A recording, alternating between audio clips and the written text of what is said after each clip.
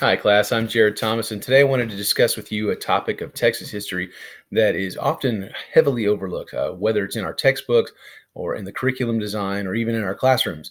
And that's the idea of the role that minorities have played throughout Texas's history.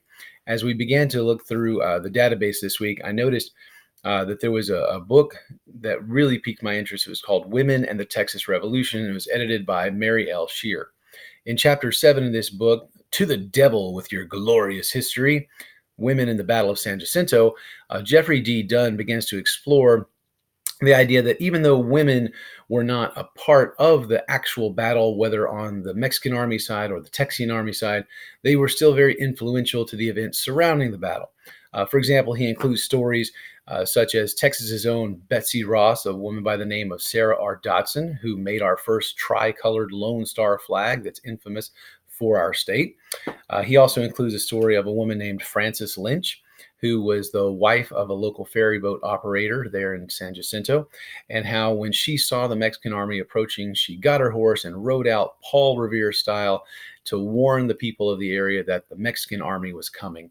Now, what's really cool about this story is the fact that as she was riding and warning folks, our interim vice president, Lorenzo de Zavala, and his family were actually on their way back to San Jacinto to recover some silver that they had hidden. They heard her warning and were able to narrowly escape the advancing army. So that's a pretty cool story. One of the other things that Dunn mentions is that even though women weren't participating in the actual battle, they were behind the scenes getting everything ready for the battle. They were making clothes, they were repairing clothes, they're manufacturing ammunition that the soldiers were going to use during the battle. After the battle, women were still involved, and he includes a story of a woman by the name of Peggy McCormick that really struck out at me as being very interesting. Now, Peggy McCormick's farm was right there where the battle took place, and for days after the battle, there were the decaying bodies of Mexican soldiers still scattered around her farmland. So she went to General Sam Houston and began to complain that she wanted the bodies removed. And Sam told her, "Oh, but Miss McCormick, your land is going to be the site of a hallowed moment in history. This is the birth of Texas in its infancy. You should be honored that this has happened here." And she looked at Sam Houston and she told him, "To the devil with your glorious history. Remove these stinking Mexican corpses." And it was pretty interesting because Samuel Hammett, who was being quoted by Dunn, had stated that she used woman's first best line of offensive or defensive war, her tongue. So, any of us who have ever been on the end of that tongue lashing, I think we can relate to that a little bit. The conclusions that Dunn reaches is that even though women were not involved in the physical fighting, that they were absolutely an influential part of that battle.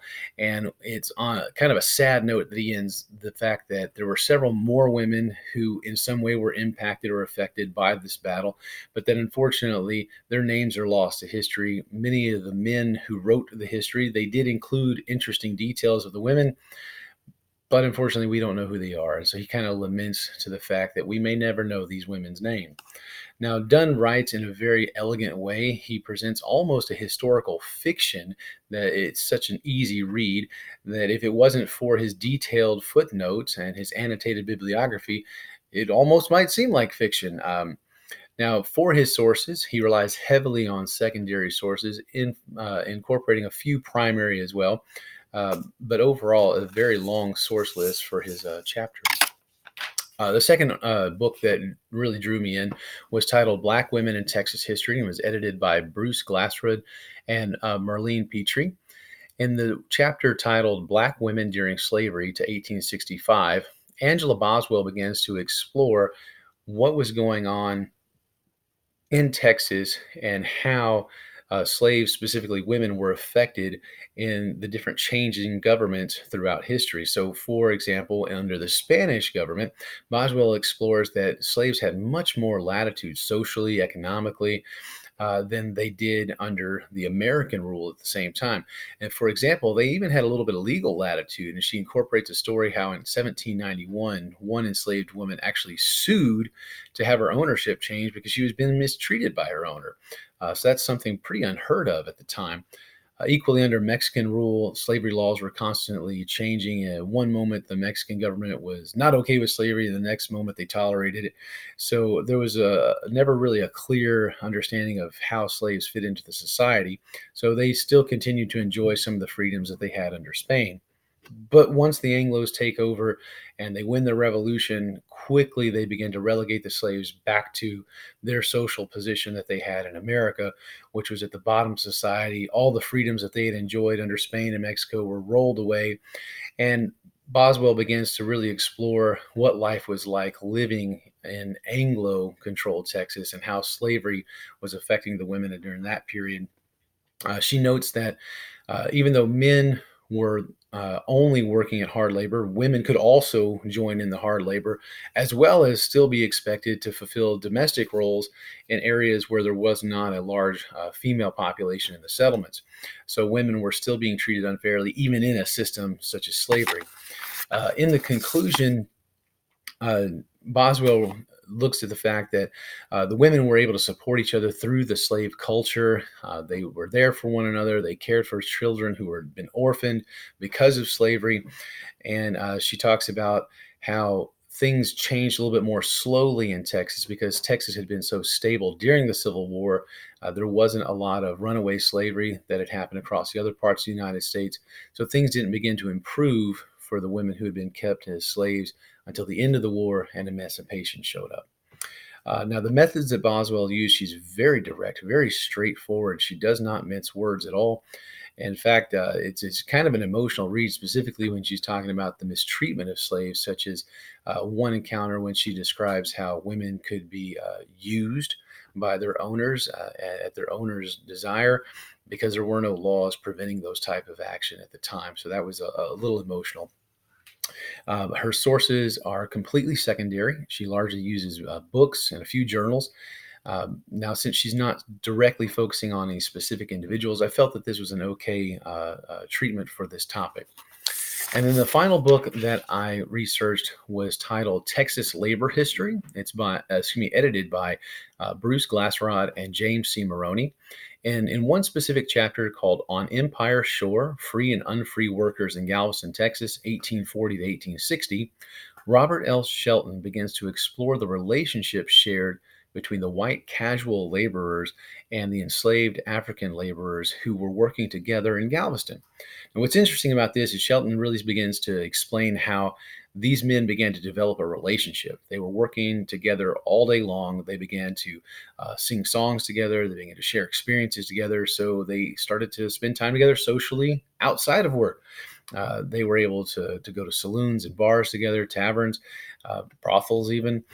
They would hang out on the beach together. And this became a big problem for the white social elites as they began to pass laws to try to prevent this type of congregating. They didn't want the slaves hanging out with white men and getting ideas that they were somehow equal to.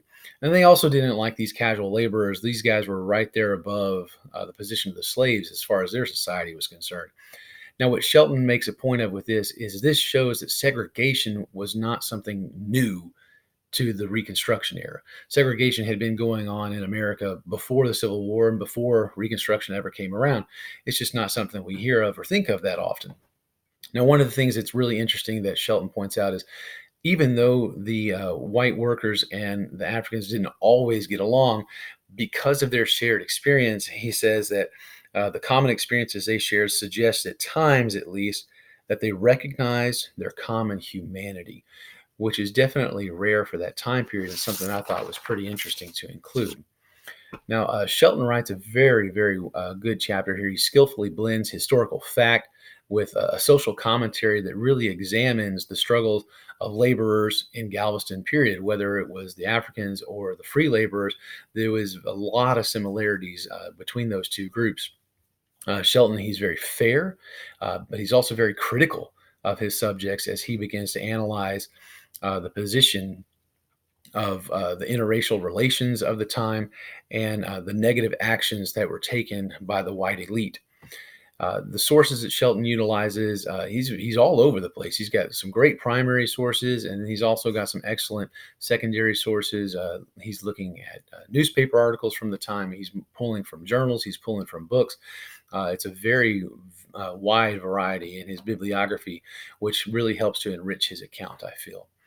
I hope you guys enjoyed the video. I certainly enjoy learning more about the role that minorities have played here in my state and specific with our history.